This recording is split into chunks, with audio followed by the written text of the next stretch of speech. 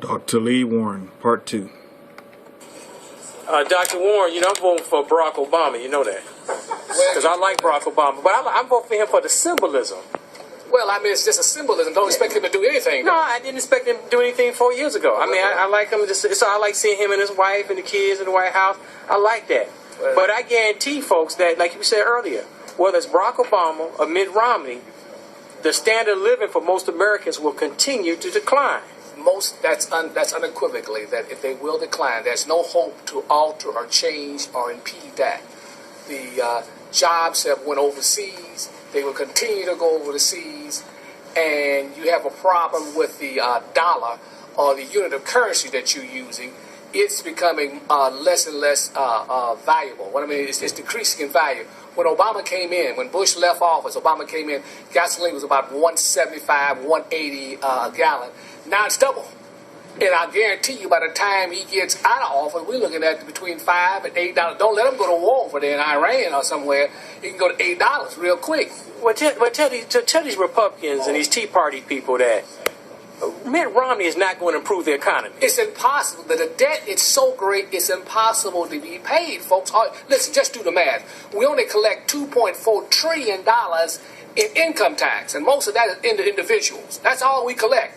Now, you got Social Security, you got the defense is $500 billion. You got Social Security. When you come up, you're about $2 to $3 trillion short.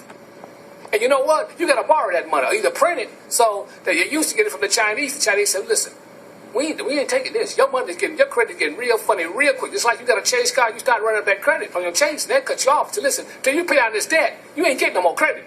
Well, it's the same way with America. We're the largest debtor nation in the history of the world. Do you understand? In 1980, we was the largest creditor nation. So now we reverse. And the worst thing you can do is have debt. Now, most of the things that people have acquired over the last 30 years, they bought a car, it was not a savings. They said, well, I'm driving a Lexus. I got me and my old lady take vacations to the Bahamas and da-da-da. We got an apartment, we got a house, a Mac mansion. All that stuff was bought on credit.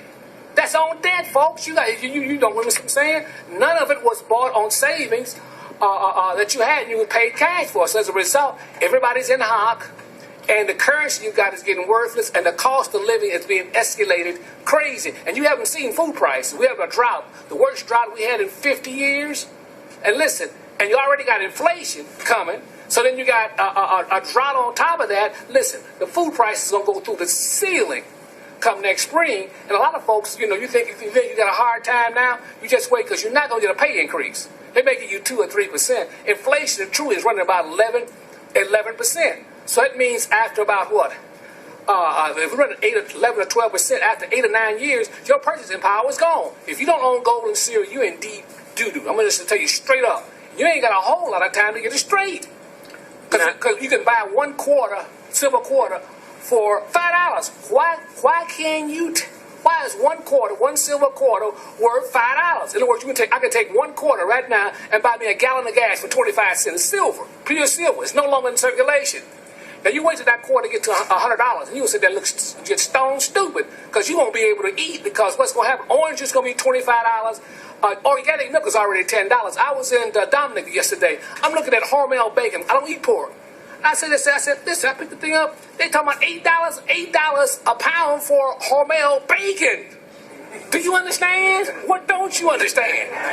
No, but do you the think American people must be stuck on stupid? But tell the American people and all the Republicans and the Democrats and the independents that Paul Ryan and Mitt Romney cannot create enough jobs to grow the economy, to grow us out the debt. It's impossible to grow. All those jobs, every dollar you spent, it's going to China.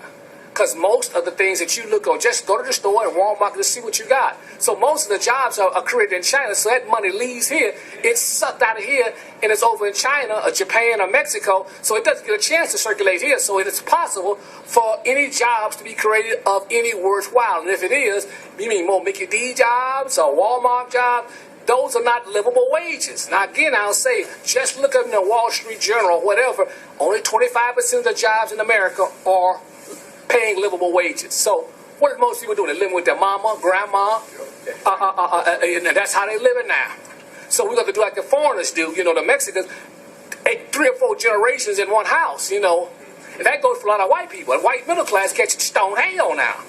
But when you tell a young man or a young woman they in college or high school or grammar school and they say, the economy's so bad, ain't no jobs, I should just quit going to school. What they need to do is get a trade. You have to have something that basically, that necessity that continues to be. So what do you mean? For instance, you got to have people who won't be able to afford to bury it. You can go out and get cremation certificate. That you don't need to. You can see that's always going to happen. That they're gonna burn these bodies. You get a certificate for X-ray, those types of things. You need to have a trade, that things that people need and can continue to go even in a society when things fall apart. They still need food, clothing, shelter. Food, clothing, shelter. You still got to bury the dead. You still got to bury the dead. You got to try to make the sick well. That's right. So those things that you have to have. So even in the Depression of 1920, it was 20,000 millionaires made. That shows you that there's always going to be some opportunity to be available. You need to, if you're going to become an entrepreneur, you need to say, okay, what are the basic things I need? I'm going to make a product that's catered to the rich. You know, they still going to spend. And this is a book here I had. It's called When Money Dies. Even in the Depression, people they even had nightclubs. So then that's another way of making money. I mean, there's always going to be some way of commerce going on, even in a depressed type, hellish type of economy. You still going to have what you're going to need. You're going to have a spirit to give you some knowledge, some wisdom to be able to sustain yourself, because it becomes psychological. You become fear and paralyzed. Like a guy said, ain't no jobs, no way, I ain't going to do nothing. Smoke some reefers, get out in the street and act a fool, and wind up shooting somebody on some mess. But listen, there's plenty of opportunities there. And if you know how to save, enter with gold and silver, you'll be able to just buy houses and just rent them out.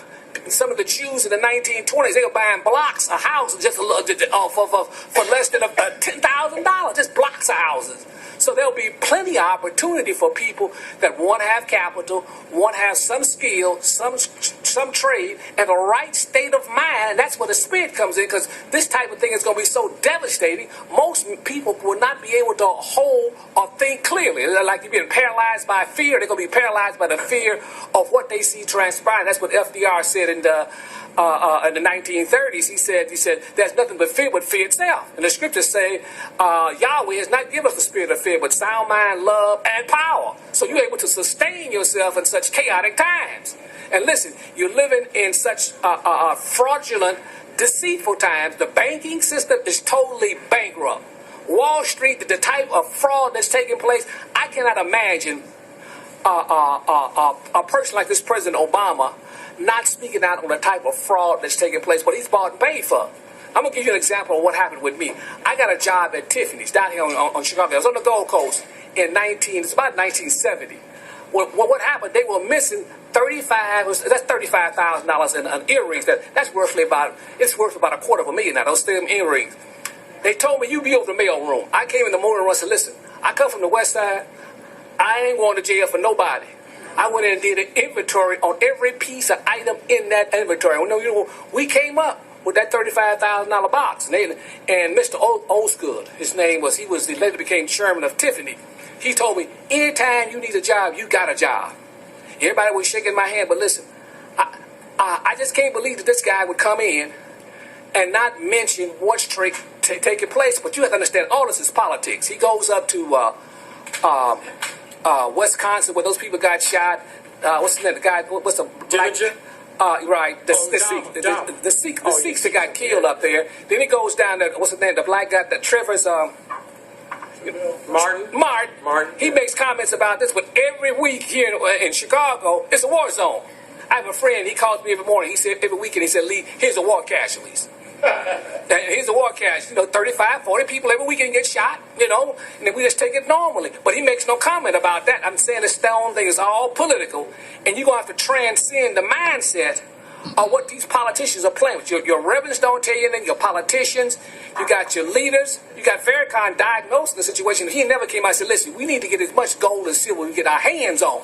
That's the only way we're going to preserve ourselves, because what they're going to do, they're going to have to reboot the system. Do you know what a reboot the system is? Your computer locks up, and you press a button, and boom, it starts all over again. And when this thing starts all over again, if you don't have any capital to start it, no matter what your race, creed, nationality is, the mean green is out. They may have another currency, it may be red, but I tell you this, you'll be able to work for a little bit of for nothing. And you know what? You're going to like it, because if you don't, there's always 3 squares and a hot tot at the FEMA camp. Now, that's the real deal, because ain't nobody, listen, the government got too many problems. With their foreign, with their China, Japan, all these countries, they got problems. I said, listen, you owe me money, I owe you money, and then Pookie and Ray Ray acting crazy in the street. I ain't got time to deal with that. So, he said, put them in the camp. We got too many problems. So this is what's going to happen. I'm trying to get you to understand time is on us. And listen, as of right now, today, what is the 2nd of September, Labor Day, listen, the Democrats are holding a convention. Do you know there's a major bank that's rumored on Wall Street? You go to Google and put in Morgan Stanley. They claim that Morgan Stanley is broke and subject to go bust any day. And it's going to take, and it's the largest brokerage company, 300,000 accounts. These are rich white folks. They may not get their money. This stuff is getting real crazy, folks. Now I'll say this. Let me say this in closing. When you have chaotic times like this, it's very dangerous for leaders to be in that type of position.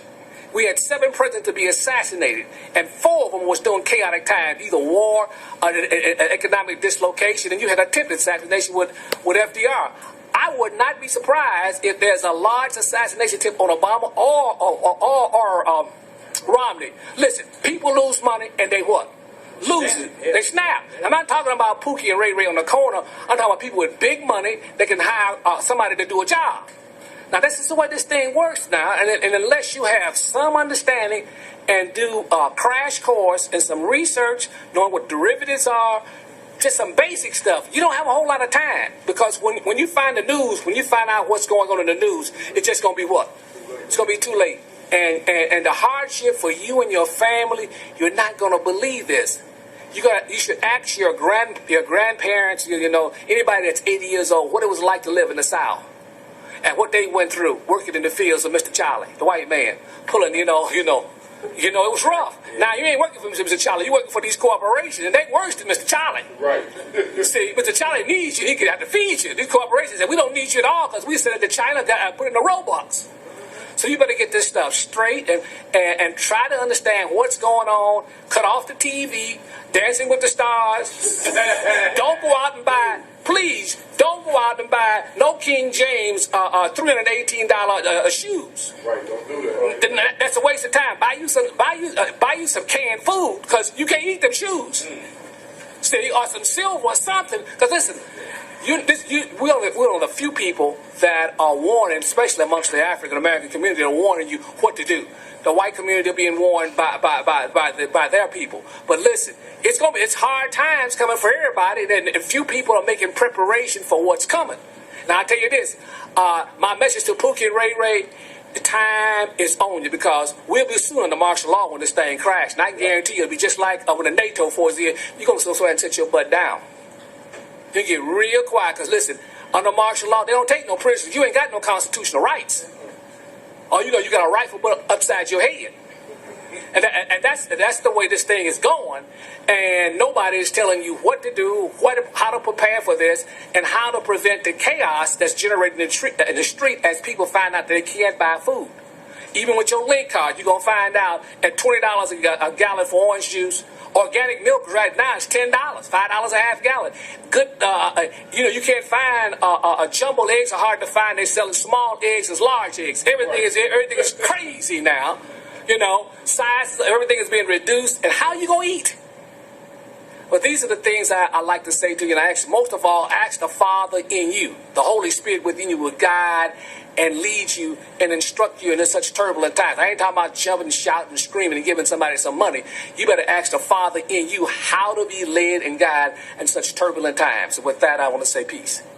There you have it. Big hand. There you have it, guys.